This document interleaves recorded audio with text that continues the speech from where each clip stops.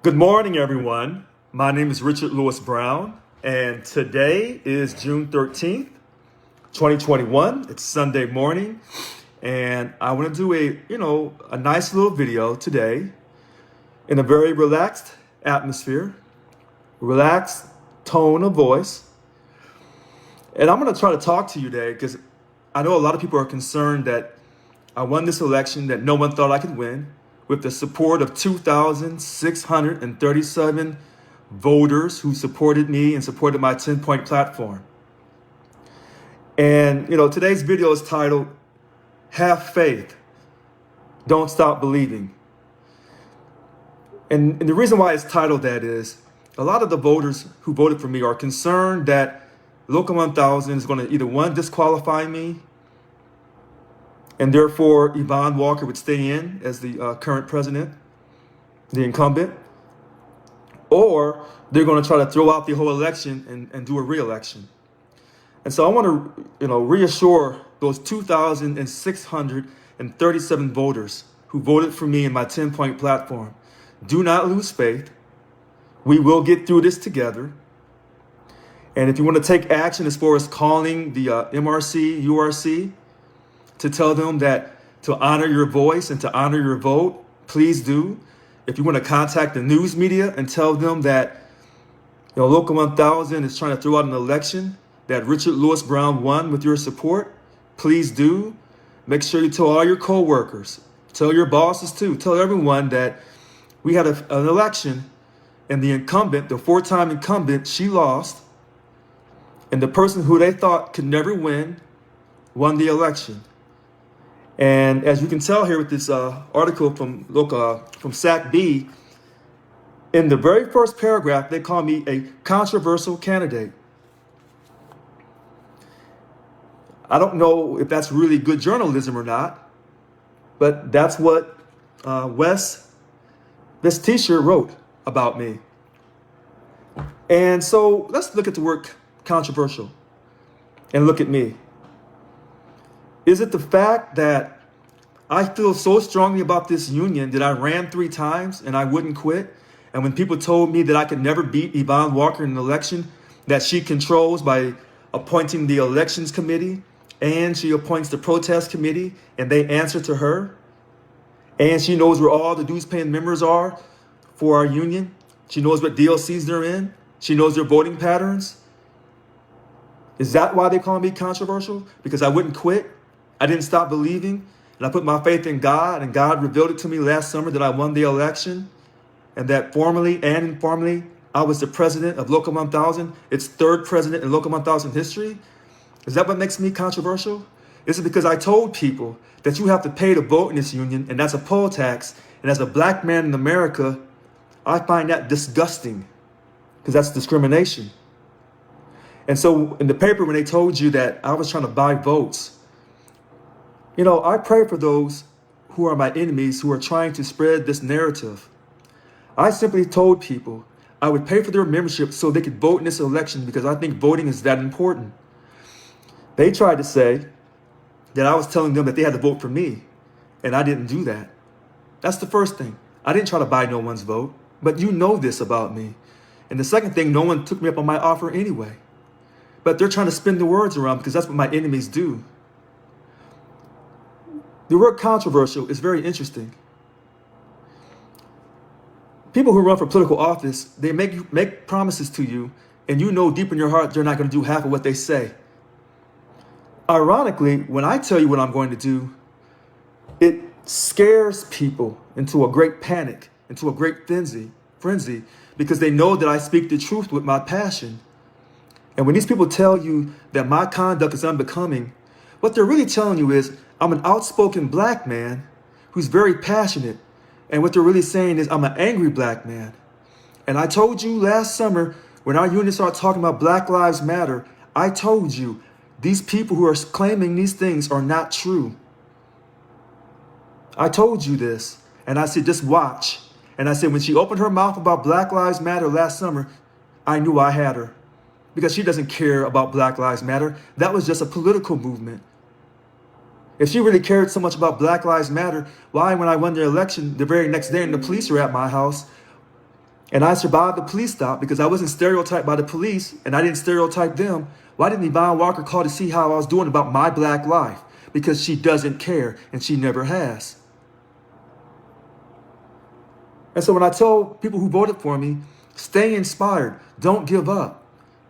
Stay with me, and I'm going to show you these people for what they are. You just got to keep watching me because they're watching. And every time I say something, they spin my words around. I did not try to buy no one's vote. No one took me up on my offer. I was simply saying that I believe in voting in this country that's so important, and this election is so important that I was going to pay for someone's membership so they could vote in this election, and they could have voted for anybody they wanted. This low voter turnout of 7,880 people, that is ridiculous when we have almost 54,000 dues-paying members. It's a tragedy. But they're saying these things, and they're talking about my code of conduct. You know, Miguel Cordova is raising this issue about when I went after Yvonne Walker about her Marine service. Mark my words, when all the truth comes out about Miguel Cordova, you're going to say, wow, Richard knew all that? I know a lot of stuff about Miguel Cordova. His code of conduct, just be patient. All this is going to come out on these people. So I was questioning her Marine service. I said that she wasn't a real Marine because I didn't think she was going to die for this country. I said she simply looked at it as a job and a paycheck, no different than how she has led our union throughout the years. That was my constructive criticism of her. And so then he says, well, he didn't offer any constructive alternatives. That's not true. My 10-point platform is my constructive criticism or alternative to the whole Local 1000 culture. And that's why I said change is not enough. You have to create a whole new culture for this union. But I'm going to take this deeper for a second because I'm going to take my time this morning and I'm going to try to talk to you. Thank you. I see you, Miss Martin. So they're talking about the voting irregularities, voting problems in our union. I want you to hear me clearly on this. The way our union has been doing this voting process has been going on for at least since 2008. And every time someone's raised a question about voting problems or irregularities, nothing has happened. But now that I win, now it's a severe problem. They have to throw out the whole election. And so they portray themselves as being for justice. Kevin Healy, DLC 752 President Kevin Healy, he's portraying himself to be for justice. Let's throw out the election. Let's start all over again. I'm telling you this. I'm supposed to have my Bible out, so I put my hand on the Bible. This person is portraying himself to be for justice, but he's not. He's not. Our elections process has been going on for years the same way. He never complained before. Neither did Miguel Cordova. I want you to ask yourself a serious question. If Miguel Cordova had won this election, would he have protested? No. If Yvonne Walker had won this election, would Miguel Cordova have protested? No.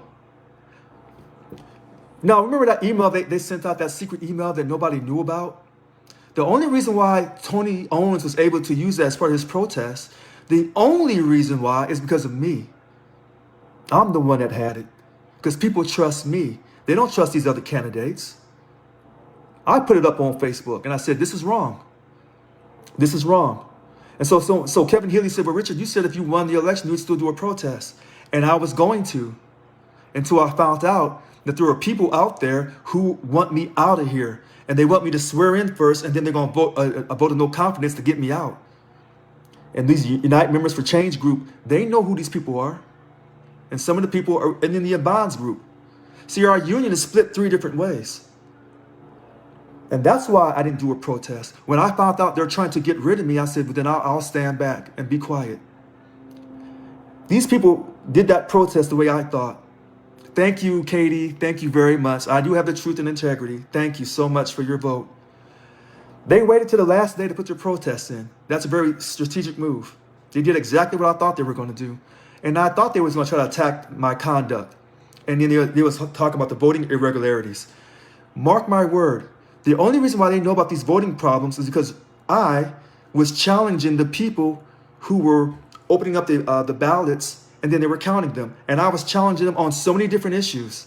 If you remember correctly, when I was campaigning, every time I caught something wrong, I was putting it up on Facebook. So when I was called by a headquarters DMV person that said, Brenda Ferguson is trying to bully people and give them scratch-off lotto tickets to vote for Yvonne, I meant that, and I did not lie about that. Now, these people are going to keep attacking me. Scott B. Smith, DLC President 767, Richard Wake, Frank Askin, and all the other people that support Yvonne, they're going to be doing her dirty work. And Yvonne's going to sit back and stay clean. That's what politicians do. They let their underlings, their minions, do their dirty work for them. And so when I have these long conversations with these people and I go into their chests, they say, well, Richard, you're not acting very presidential. No, Richard's not a politician. I told you this. And 2,637 people said, we'll take Richard on his good days and we'll take Richard on his bad days. And I told you my faith in God is unquestioned. This is how I've gotten this far in life. And to those who don't believe in God, to those that say that Allah Akbar is the key to life, I stand by your side. And to those who say to those 12 tribes, we will protect Israel to the day we die, I stand by your side. Oh, I see you, Mayday. The lotto tickets at DMV is true. Thank you, May. Thank you very much. In fact, you may get subpoenaed because people are watching. They're taking notes. You may get called into court one day. See, by them doing this protest, they don't understand something. I'm already in the national spotlight, and Fox News can't wait to get me on their show in person. And then I'm going to expose all of these people, whether I'm the president or they try to throw me out. All of this is going to come out in the open. This is not going to work the way they want it. And so people say, well, Richard, they're trying to distract you. They haven't distracted me. I've kept doing my Facebook and my social media. And they said, well, Richard, you can't even put your transition team together because you're so distracted with what this protest is going on. Well, who said I was putting a transition team together? Who said that I didn't want to work with the people already over there at the union? Oh, because there's a rumor going around that the people with the union are so afraid I'm going to come in there and get rid of everybody. But you never heard me say that to you. You've never heard me say that. See, these are all the games that they're running. And I'm going to take this deeper. Why are these people so scared of me? How did one person with no team around him going up against the machine, Yvonne Walker, going up against Miguel, her sidekick, who put together his slate, which no one believed was true because we thought that Yvonne was running a double safety. And then she had other people run too, so she could help minimize MTC. All of these people with all of their power and DLC presidents and their networks, I still beat all of these people. Wait, I see. Why are you using a political news organization as your platform? Let me be crystal clear to you, Carolyn. I'm using any news media. If CNN, ABC, CBS, if anybody calls me, I'm giving an interview because I don't discriminate. Remember, I'm a black man in America. I don't like discrimination. So you're welcome, Carolyn. Now, I'm going to continue on. I give interviews, and I got interviews lined up today with news media and tomorrow. And they want to know what's going on. Let me be crystal clear. It's going on because I'm a black man who is fighting for people of all races, all colors, all political parties. And this is when it gets deep. Listen to me on this. Because I want to unify our union, Democrats, Republicans, Green Party, Libertarians, and all the other political parties. And by getting out of politics so we can unite and create a strike fund. Therefore, we need to increase our membership to well over 90%. I want to get to 97%. But you can't unify your union if you're involved in partisan politics. We've been the social justice sponsor of the Democratic Party for way too long. This is a problem, but it goes deeper than that. See, this is a way how you can silence white people's voices who are non-Democrats. This is how you do this, by forcing them to pay money, and then you take their money and you use it on politics. And this is where it gets even deeper. Black people in America, we can be prejudiced against white people, but we don't have any power. Our faces are not on any money, except for maybe Harriet Tubman. They come out with that one. But we don't have any power in this country. We don't control anything. But here's a rare case where a black person is in control of the largest public sector union in the state of California. And she's disenfranchising non-Democrats. 99% of them are white people. Sounds like reverse racism to me. That's what it sounds like. That's what it sounds like. And see, what I'm going to do is I'm going to uncover all this information. And I'm going to tell it to the news media. This is not about social justice. You're right, Carolyn, social justice is important. However, our country is divided right down the middle. The Democrats and Republicans in our federal government cannot get along. They can't pass anything. Listen, even though Donald Trump lost the election, he pulled in 77 million people who believe in him. Reverse racism can't exist now until all people are treated. You know what? That's a great point, Carolyn. But I'm still standing by what I said. This is a very unique situation where a black person is in a unique position of power and influence, and she's not letting non-Democrats who are 99% white people vote. Our organization should be a labor movement, not a political union. Okay? We should be in financial justice. Why are you so concerned about social justice when I've said repeatedly, you can't even protect white people's money under a signed contract? Therefore, how can you protect me as a black man with my interaction with the police? And like I said on May 25th, after that happened, did Yvonne call to see if I was okay? She did not. Therefore, I said she's a hypocrite and she's not being truthful. Okay? I stand by that. And she still hasn't called to see if I'm okay. And she still hasn't called to say, hey, we're going to have a peaceful transfer of power. How's that for a code of conduct? Even though she called and told me congratulations on the day I won, that's just for publicity. That's just to make her look good. We're not stupid. It's interesting how people are so afraid of me. When you see these people come at me on Facebook and I go right back at them, the funny thing about it, Rufus Brown, this guy Smith on Facebook is working overtime on you. Let's talk about Scott B. Smith and these other people. They're doing their job.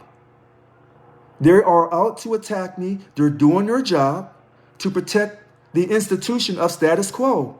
We can't get mad at Scott B. Smith. Can you imagine if Scott B. Smith was on my side? The way I run my mouth and the way he would back me up? Oh my goodness. These people are attacking me on Facebook. They tell you they believe in freedom of speech, but yet they cancel me off these other pages. They have canceled me, banned me from these other pages, but they tell you they believe in freedom of speech. But let me show you the hypocrisy of these people. And some of these people, as I say, some of these white people. You talk about Black Lives Matter. And when black folks was marching last summer, whether they were very peaceful in the day, whether they got kind of agitated and aggressive at night, you stood by their side and you never said those black people were angry or out of control. You stood by their side. But here's a black man who served the country honorably through the U.S. Air Force, not through the Army, not through the Marines, not through the Navy or the Coast Guard. I was in the Air Force. And I'm college educated, self-financed, a 4-year degree in finance from Arizona State University. Go Sun Devils. But you want to silence my voice. You want to say that I'm angry, talking in code. Okay? You're right, Jonathan. Scott B. Smith in 2022 will be making over $126,000 a year. He doesn't care about these people. I'm telling you this, these people. Remember when I was calling out all the presidential candidates and said, let's do a video so we can have a constructive video and talk about our platform and stuff. And they ignored me. Yvonne ignored me. Miguel ignored me. Tony Owens definitely wasn't going to talk to me. And neither was Sophia Perkins. They were all too afraid of me. And I stayed on them and I stayed on them. And they could not handle me. What does that really tell you? It tells you that I'm not afraid to go at people. Remember how people say that our union doesn't fight for them? If you ever notice, whether it's Yvonne's people, the United Members for Change, the MTC people, or my people, no one ever questions my ability to fight and get at somebody. Isn't that kind of funny? When I went after Gavin and I wouldn't back down, enough said. You know who your fighter is. You know who's going to get you that money. And I'm being very transparent about it. You know, when Miguel talked about the code of conduct, someone called and said, well, Richard, why don't you talk about when he gave up that money to Gavin, him and those bunk chairs and those DLC presidents and statewide officers, they voted in the majority to give Gavin $1 million to help him in his recall. How's that for a code of conduct from Miguel Cordova? See, these people don't tell you everything. I just can't make this up. I really can't. You know, all these elections, everything's been the same way. But now that I win the election, I've won, now they want to throw the election out. They see all these problems. Problems that I've been pointing out for the prior elections in 2015 and 2018. If you think I'm lying, ask Paul Koch. He's watching me right now. Me and Paul have gone round and round and round over my mouth and by questioning the elections process. Because I've always said, how do we know that all those ballots go to those people? I've always said this. But people laughed at me. But now that I've won, now they have to make a rush to judgment. We got to throw the election out, you know, for the sanity of our union, for the perception of our union, that we have good, clean, fair elections. We got to throw the whole election out. Really? You sound like a hypocrite, because when the Republicans tell you nationally they want to throw the election out and start over, you get mad and say, respect the result. Respect that Joe Biden won this election fair and square. You say that for him and tell the Republicans that they're crazy. But now you turn right around and say, we have to throw this election out. You're a hypocrite. And you're an example of why there's so much hypocrisy, not just in the Democratic Party. There's hypocrisy in all these political parties. And how do I say that? When we were losing 2 days of pay for a whole fiscal period, did those legislators in the state capitol lose their money? No, they did not. I think a couple of them gave up, but who cares about a few? The thing is, they were able, the Republicans and the Democrats, they were able to have bipartisan support. I see you, Carolyn Lewis. I'm not here to speak on. Okay, that's fine, Carolyn. I respect that. So they were able to have bipartisan support. Thank you, Kathy Frank Parks. I see you too. And if Florence Stinger comes on here and I don't acknowledge her, someone to get at me and make sure I acknowledge Florence Stinger.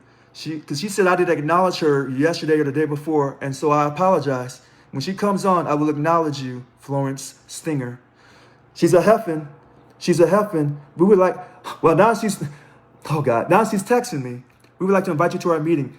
Florence, please come on the video right now. I'm acknowledging you. I will come to your meeting. Okay, back to what I'm saying.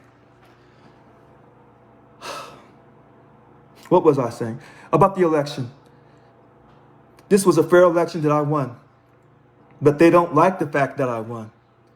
And I keep talking about the hypocrisy. They talked all about Black Lives Matter. They took up 3 days. Yvonne took up 3 days, over 25.5 hours of Black Lives Matter racial justice conversations in our union when she wasn't protecting our money or our dignity. I mean, how many times do I take calls saying, are you going to be different? Are you going to protect me from bad management, Richard? Are you just going to be like her? When I call her, she ignores me. And this is why, hopefully after I'm sworn in, I'm going to go to all the work sites, either through Zoom or in person.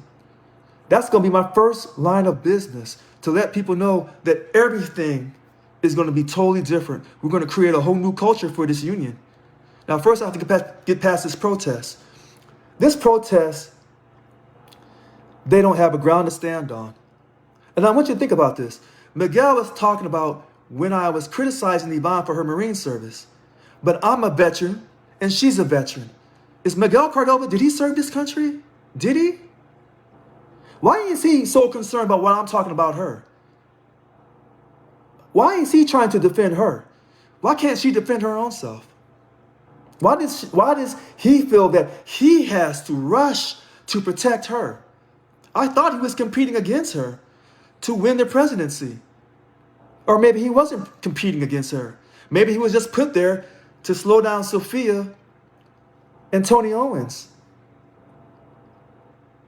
He can't slow me down. This is what I was telling people. I told people this last summer, and I kept telling you this. If Miguel and Yvonne are running, they're splitting their own vote. And if Tony and Sophia are running, they're splitting their own vote. The only person who's never split any votes, because they've been lying on me for years about splitting the vote, because remember, they told you initially in 2015 and also in 2018, because I know who was saying it from MTC, that Richard is hired by Yvonne, one black person hires another black person to split the vote. Remember that? Remember them lies they were saying about me? See, this is how God reveals. This is why I said, have faith to the voters who supported me. Have faith. Do not give up. They said all these lies about me. And I said, this is how God does you when the time is right. They split their own votes. And I stayed true to who I was. And when they tell you that that platform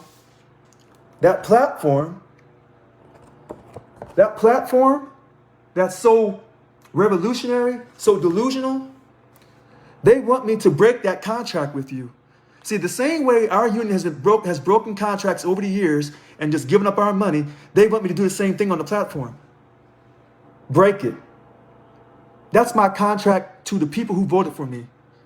And that contract will be done. I will not break my contract. See, they're trying to break me. Don't let them get in. Discredit him. Hurt his integrity. Try to say he has no integrity. Say that he's working with the Freedom Foundation. Say he's working with the right-wingers of the Republican Party. Try to, basically scapegoat the whole Republican Party when we know our union has many, many Republicans that we represent. Listen to how I said this. They are stereotyping and scapegoating the Republican Party. Scapegoating, stereotyping, and I'm black.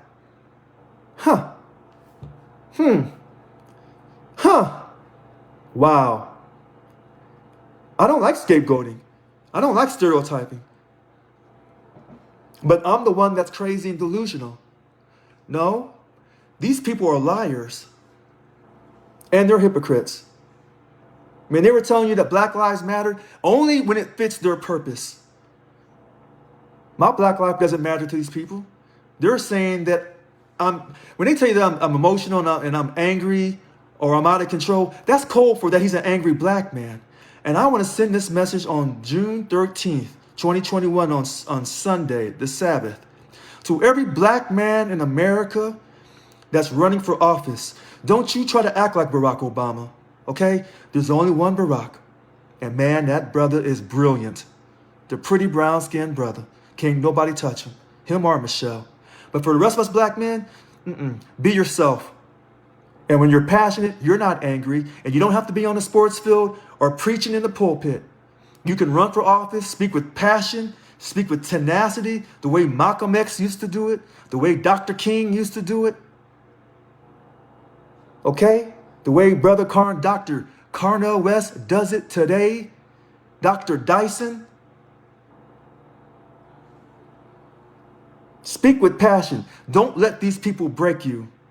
Because once they break you and they start to mold you, you'll be like all the rest of these politicians, lying from both sides of your face. This is another reason. And here's the funny thing about me winning this election. All those white people who voted for me, I told you, I said, embrace being white. Don't let no one make you feel ashamed to be white in this country. I'm not going to let nobody make me feel ashamed about being black. Be you. And I'm going to be me. And I'm going to learn to respect you. And hopefully you can learn to respect me. And we can do this together for all people. I see you, Kathy. And I know Kathy and I have many conversations about, don't make it about race, it's about money. But I have said this religiously. Race and money is the foundation of this country. That's how my family came over here. Because of racism. And they provided free labor for many, many, many, many years. Okay? See, I told people, I said, keep watching me. And the truth's going to come out on these people. With this protest that they're doing, and they're talking about all these voting irregularities, what you're basically saying is Paul Koch doesn't know what he's doing. You're saying that Greg Sachs doesn't know what he's doing. You're basically throwing these people who've been hired by Yvonne, you're throwing them underneath the bus. Miguel, Kevin Manager. You're throwing all those people underneath the bus. And the thing about it, if they disqualify me and they throw me out and they continue to let Yvonne be the president, MTC, United Members for Change, you know you won't get anything done. You're not. And you know Irene ran on Yvonne's slate. You won't get anything done. If you say that, hey, Richard's out of control and, we don't know if we'll be able to really work with him. I never slowed you down, United Members for Change. You talk about doing all this changing and stuff. I'm talking about creating. I'm talking about something much higher than what you're talking about. But I'm going to do it in front of people. I'm not going to do it in secret chat meetings and all this and that. And I know what's going on in those secret chat meetings and what you're saying about me. You don't think I know? Okay, keep thinking that. When I tell you that I have people and eyes and ears everywhere, I mean that. And I mean everywhere. Nothing gets past me. So I see Carolyn says everything you speak about is about politics. Yeah, I'm addressing politics. I'm addressing politics and how it's divided our country and divided our union. And so my platform says we're getting out of politics. So maybe you should review my platform, Carolyn. And that's why they're trying to run me before I can get up in there. They want to make sure that I can't swear in. They're trying to do everything they can to make sure that I'm not able to swear in. But you're in trouble. Local 1000 is in trouble. They can't avoid this war. This war is here. It all depends on how they want to do this. They want to do it peacefully, or they want to do it, through a war. And people always say about building alliances. Let me be crystal clear. You can't build alliances with your enemies. There's a time for peace, and there's a time for war. Right now, we're at war in Local 1000. And I've told people this. I've known this because my heart's been telling me, these people don't want you.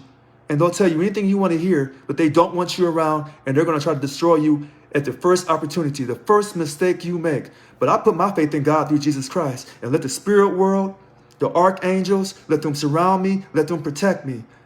You're going to have a hard time dealing with me. Yeah, I know they're playing semantics to make me look hypocritical. That's a great point, because they turn my words around.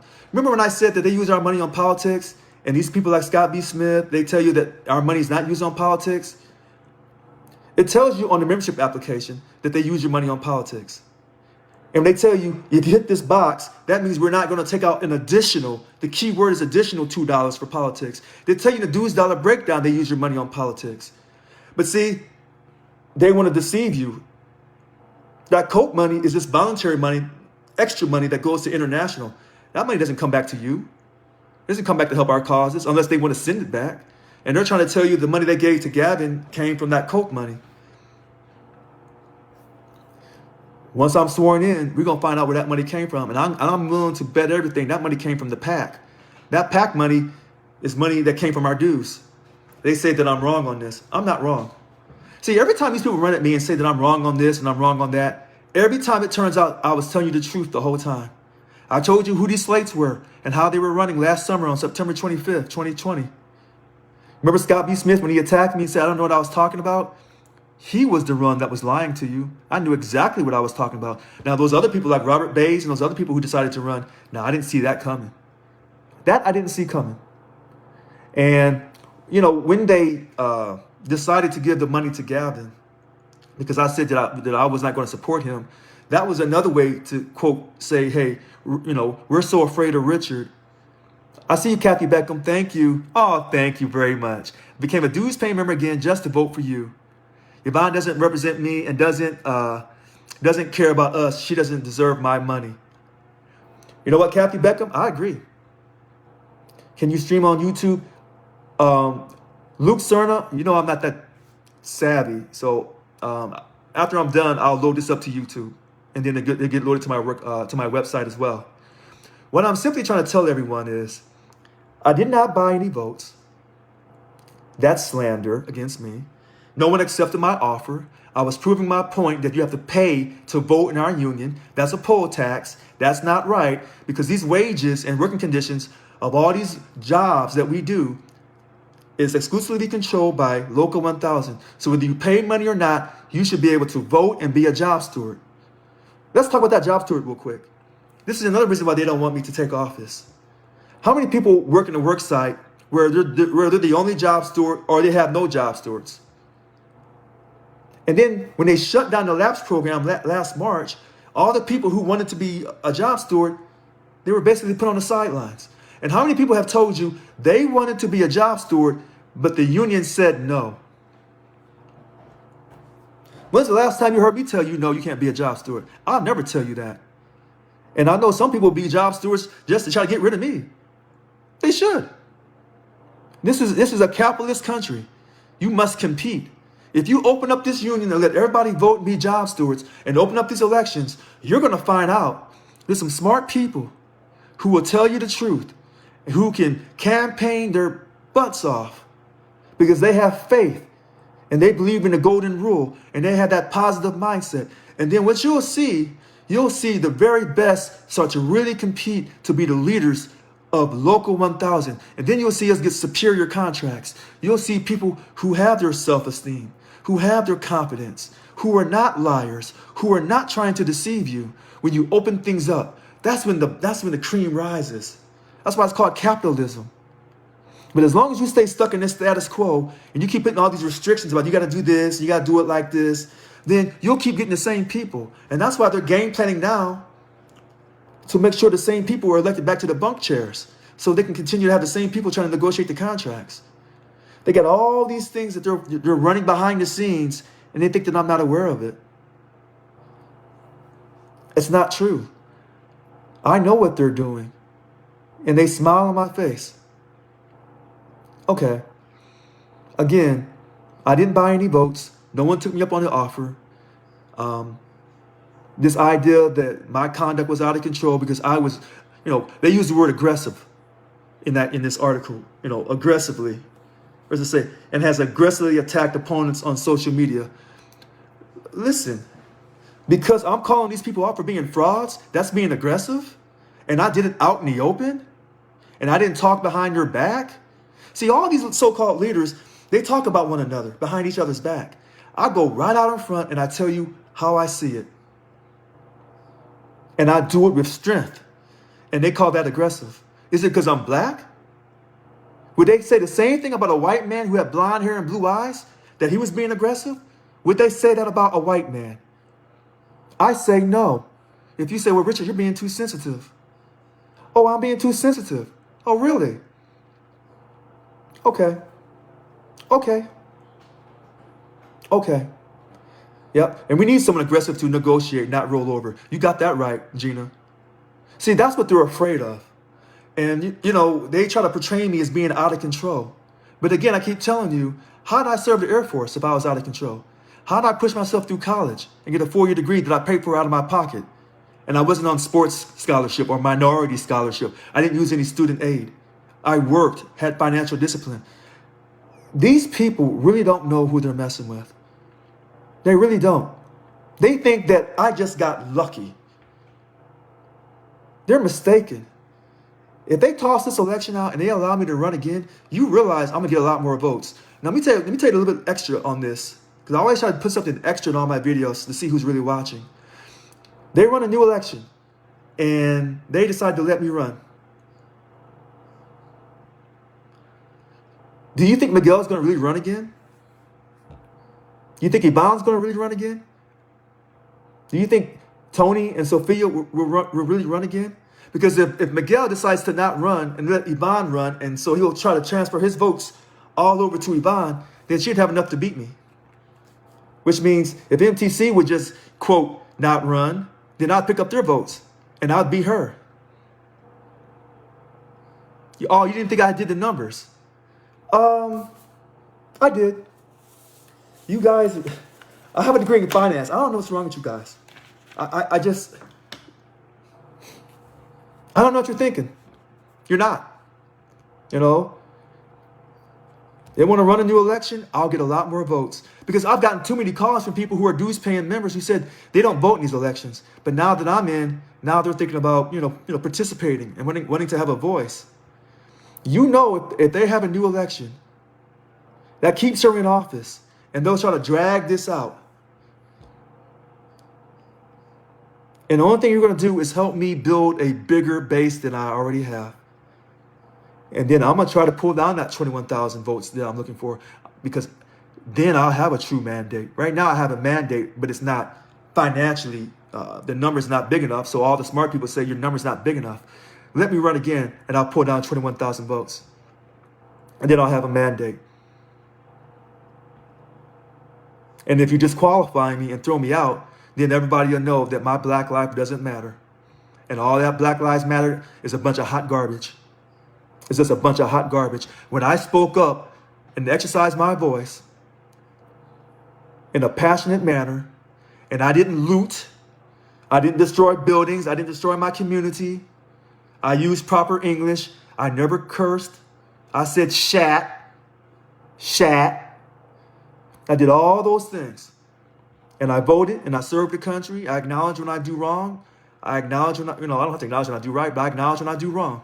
If they throw me out as a black man in this country, in this union, trying to help all people, if they do that, if that protest committee does that, all that Black Lives Matter conversation they've been doing, all that social justice about open immigration and we're fighting for people, that'll be a complete lie. It'll be a complete lie. It'll show how much the hypocrisy is in their hearts and in their minds and in how they conduct themselves if they throw me out of here. And the bad thing is, all the people who voted for me, those 2,637 people, well, how many friends and family do they have that work for the state of California? How many friends? Think about this. They put me in a position of power. So it doesn't matter what these VPs did about their winning their position. They didn't run for the top spot. I did. With no one.